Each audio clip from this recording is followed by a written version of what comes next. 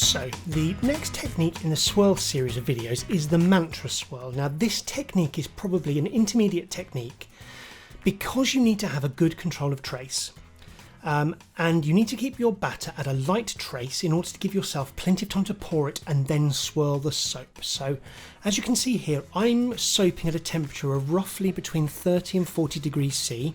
That works for my recipe, but you may find you need to soap slightly cooler or slightly hotter. And we're just going to bring this batter up now to a light trace. We're only looking for a light trace here. You're going to have to work with this batter quite a while, so the lighter you can have your trace, and even if you can just get it to an emulsion before you then start working with it, that's even better, but a light trace is required here. So once I've brought this batter up to the required trace, I'm going to bring my scales in here, and I want to separate this batter out now into 3 equal portions because each of my portions is going to have the same amount of batter in it. If you want to do more colours, you're obviously going to have to separate it out.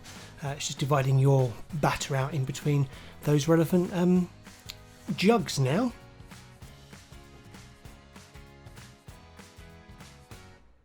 So if you take a look at the jug on the scales here, you'll see a number on the top of the handle kind of scribed in. This is a little trick I've borrowed from the lovely Lisa at I Dream in Soap, and basically what that trick is to weigh all of your jugs and then scribe the weight of that jug onto its handle. That way you can always get an accurate measurement of your batter even if you haven't taired your scales properly. All you have to do is weigh your jug with the batter in it and then subtract the weight of the jug, which you know it's going to be on the handle there, and it makes kind of knowing how much batter you've got and how to divide it up much simpler. So thank you, Lisa, for that little trick there.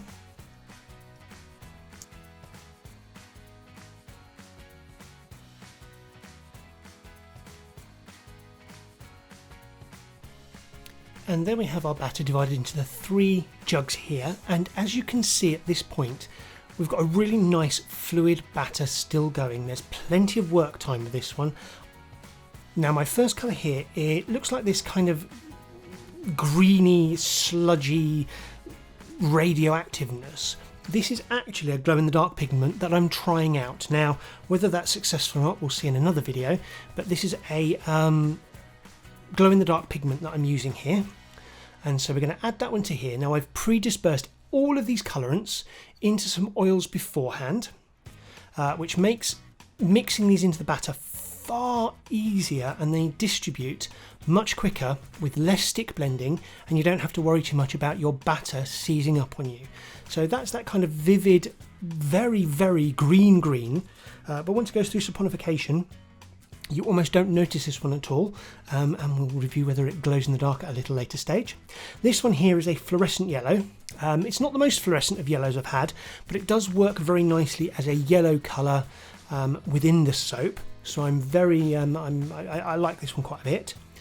And then last but not least, once we get this mixed in, and again, can you see how this is dispersing into the batter really nicely without me having to really kind of grind it in there. Disperse your colorants in oils every single time. And then finally, I've got this kind of like bricky orange colour, which is that 3rd colour that's going on in there. And you'll see that that again disperses wonderfully into the soap with very little mixing. And again, I've still got a very nice fluid batter for this technique, and I can't say that enough. Make sure you have a fluid batter when attempting something like the Mantra Swirl.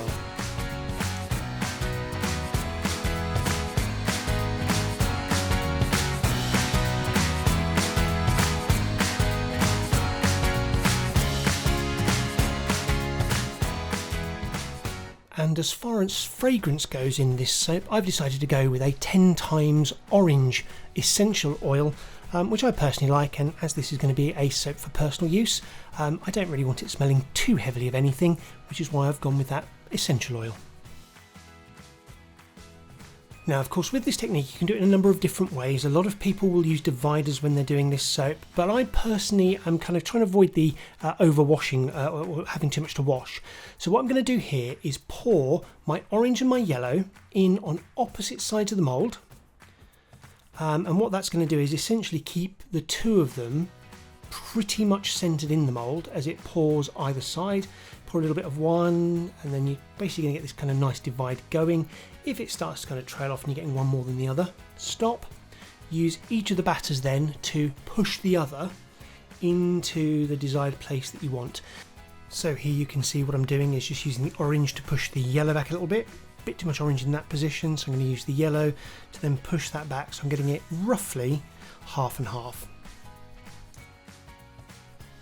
And then with this kind of green colour here, we're going to add this to the centre. So we're just going to very gently pour this through the centre. Now this is actually going to hit the surface of the soap and move through it at this moment in time. But what it will do is it will draw those two colours together. Now if you're very gentle with this and you use a very kind of gentle pour, you can get it to sit on the top. But at the moment I'm just kind of drawing these two colours together and adding this, in inverted commas, glow in the dark to produce a third colour in the rest of the soap. And then we'll move back to our first two colours and even up the sides. So whilst we're not using dividers and we've got less to kind of wash up, you do have to be a little bit mindful of how you're using these soaps and using them very precisely to put them into the positions that you want them in. And then you can kind of float around with it. And I feel you can actually have a little bit more control over the colours this way. And you can have a little bit more control over the placement of them. Whereas when you're pulling out dividers, you can abruptly disrupt the soap in the mould, and sometimes that doesn't give you a desired effect, or it muddies the colours. Doing it this way, I find, gives you a better control, and also you don't get as muddy colours at the end of it.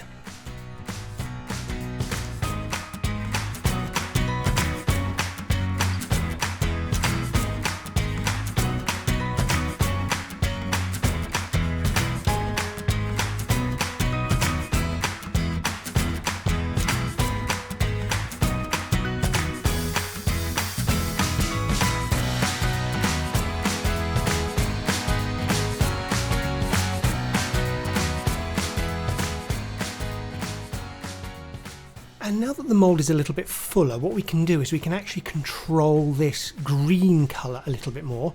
And as you can see, I'm able to lay it in exactly where I want it. Now this is going to go through a little bit, but not too much. But it will really allow me to get that kind of final colour poured onto the surface of the soap, ready for when we kind of do our Mantra Swirl.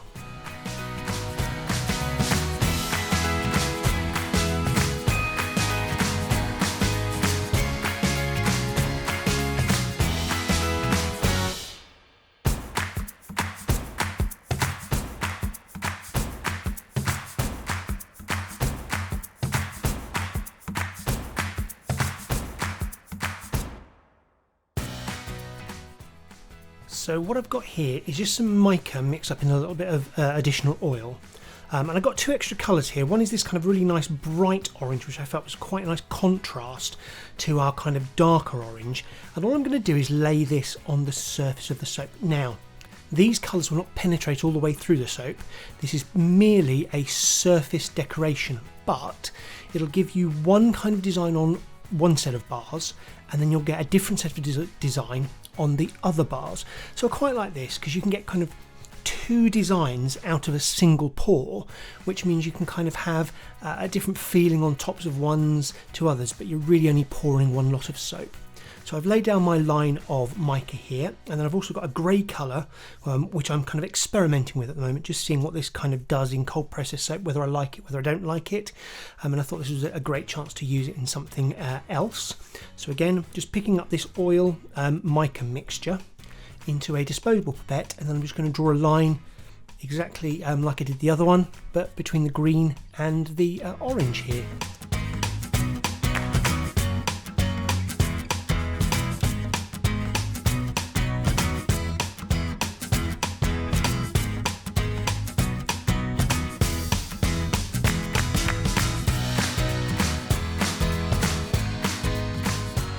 So now we've set our soap up, we've got everything in place where we want it, we've got a nice fluid batter.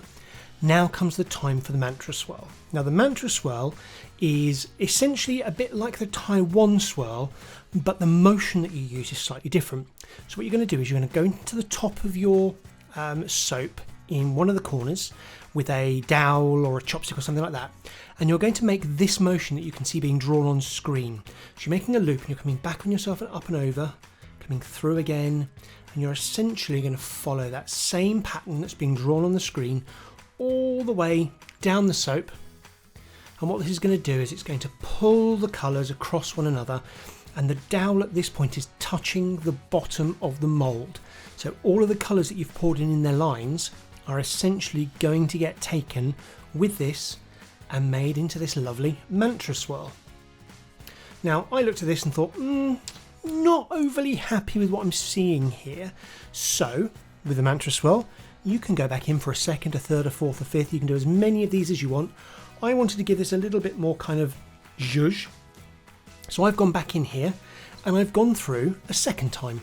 So it's exactly the same motion that we used before, but I'm just pulling all of that soap through, and see how this is now giving me more wisps on each side of that soap. That's far more what I was looking for, far more what I wanted. And you go through the soap using the same motion all the way through the soap, all the way through the loaf, and then when you get to the bottom here, you pick a corner and you're just going to pull straight up again, and that is the Mantra Swirl.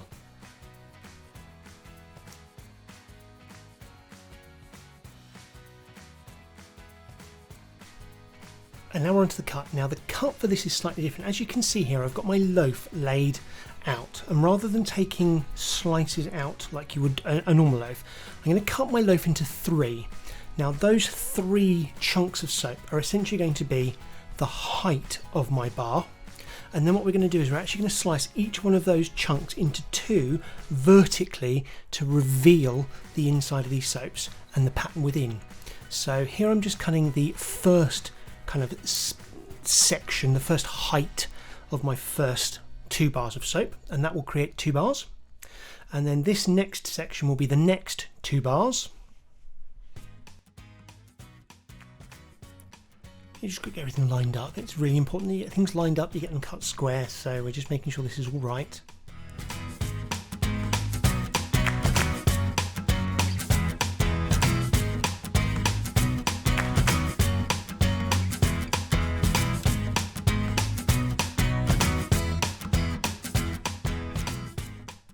And now each of these soaps that we've measured here, just going to get this one lined up, we're going to cut into half lengthways, and this is going to reveal the pattern inside the soap.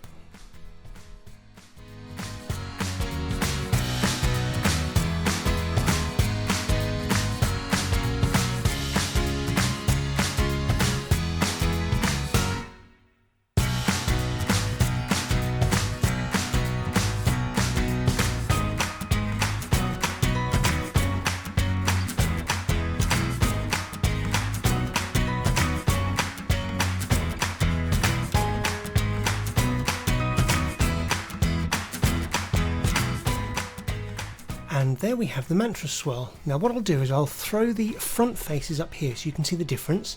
I've got all of that kind of grey and the other colours coming through into this one here. So you get that slightly different look inside the soap than you do on the outside.